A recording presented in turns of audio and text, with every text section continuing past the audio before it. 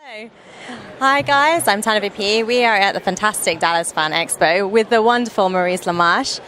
You are the inventor and the voice of lots and lots of characters that we've heard animated. But you actually had your start back in stand-up comedy. And I'm wondering, what kind of sketches did you do back then? Was it all voices or various things? Mostly, yeah. I was never much for physical comedy.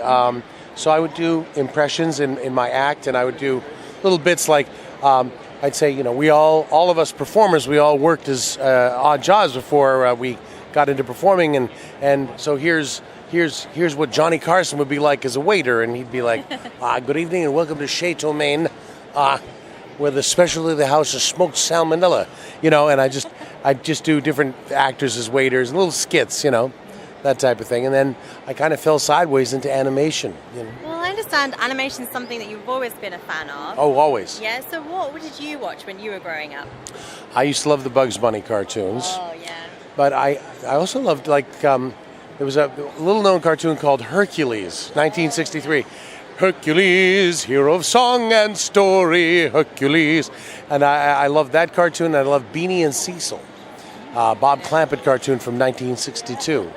About a sea serpent named Cecil, and he had an enemy named Dishonest John. And I loved that show. I just loved it. I got to play Dishonest John when they rebooted it in 1987. So that was fun. Fantastic. Yeah. I mean, you've done, I think it's over 150 now, animated shows.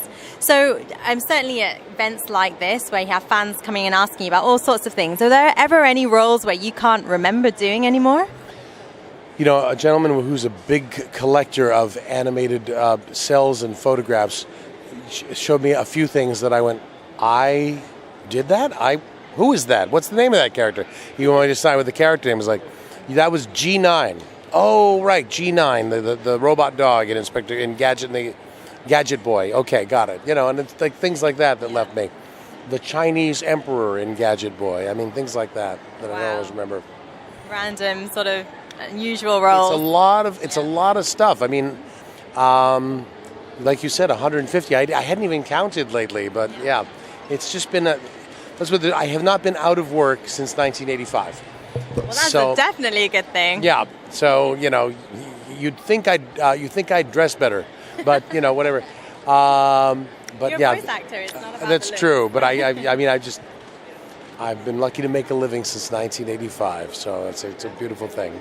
I mean, one thing that Rob partner over there was talking about, Rob Paulson, was the fact that, a lot of voice actors carry on into, very sort of long careers, into the 80s, 90s.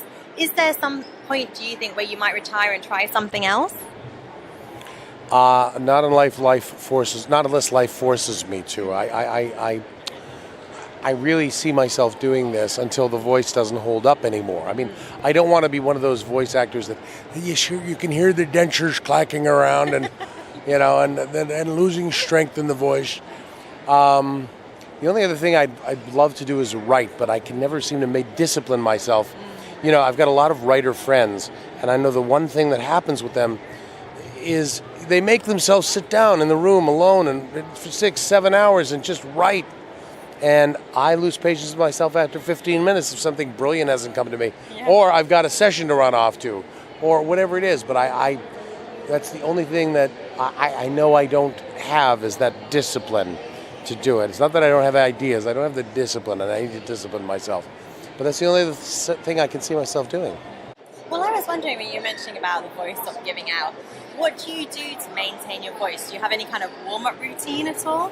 I sometimes sing in the car on my way to sessions, especially things that are a little bit difficult, and maybe just make me reach for notes a little bit, and that helps kind of clear the channel. Clear the channel. Do you hear that? Clear the channel. I don't know why that happened, but so that's one of the things I'll do. I'll try and go high. I'll try and go low. I'll do a little Tuvan singing, a little to get my low end in, and yeah. So it's and then just I'll warm up to the Orson Welles tape as I'm driving to we know a remote farm where Mrs. Buckley lives. Every July, peas grow there. That one, So just that. Well, what happens then if you get a cold or a sore throat or something like that? Everything comes to a stop. Yeah, it's not easy for me to work with a cold or a sore throat. It's kind of the kryptonite of the voice actor. Because it doesn't just sound like the impressions that I'm doing as those guys with a cold. It sounds like a guy who can't do impressions, who's got a cold. Yeah. Sort of double whammy there. Yeah. Yeah. And when you're sort of doing all those voices, and over the years, obviously working in different shows, is there any particular role that you've really learnt from or changed your acting or your sort of way that you use voices because of it? That's a question that requires a lot of thought. I would say when I started working on this show, on Pinky and the Brain, my approach matured a little bit, and realizing that it really is about relationships. You know, it wasn't a zany cartoon show about wacky plans to take over the world. It was about their friendship, as antagonistic as it was, as Ed Norton and Ralph Crampton as it was. These two characters love each other, and they've got an objective and a goal, and they're each other's opposing force as well. So I matured me as a voice actor to go a little deeper with a character, you know. Well, I was wondering if as the Brain you learned something in terms of neuroscience or something like that as well, because he has all sorts of things that he talks about. Well, I did learn the parts of the brain fairly well, from the song, the brainstem song. So, I did learn neocortex, frontal lobe, brainstem, hippocampus, neural node, left hemisphere, pons and cortex, visual, brainstem, Sylvian Fisher, pineal, right hemisphere, cerebellum left, cerebellum right, medulla oblongata, and lobe limbic, microelectrodes, the brain. I learned a few parts of the brain, Just a few. Yeah.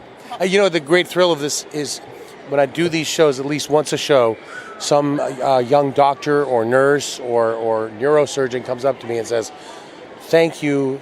You helped me get through my anatomy exam. I passed my brain anatomy exam because of you."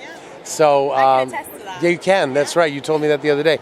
But I mean, I've got a long list of people that have said the same thing, and it makes me feel really good to know that I've contributed in some way.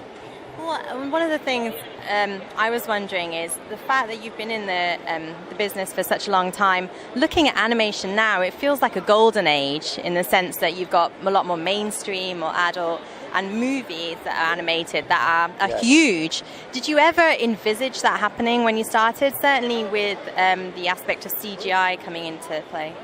I didn't know how I would blend into the CGI world. I sort of thought of myself as a Saturday morning cartoon actor, and I was lucky to be in some good things like Real Ghostbusters. But, you realize after a while, acting is acting is acting is acting. So there's no such thing as a movie actor or a TV actor or a cartoon actor. We're all actors. I just don't have to worry about the hair lighting and makeup on these jobs, that's all. But, as I've watched cartoons change, they've both gotten mature and immature. Some television animation is extremely limited and based a lot on scatological humor and that type of thing, and yet some of it's become extremely sophisticated. Movies like Zootopia and Frozen that have really, really complex and deep, meaningful messages, and I get to be a part of those movies. So it's really just one of those things where I just show up and try to help out the project, whatever it may be. And teach us all a thing along the way, which is fantastic. Well, thank you. And I credit the writers for that. I'm just an actor. I just show up and read the words. But you make it so brilliant that we all listen to it. So thank you very much for talking to me. Enjoy the rest of the convention. Thank you.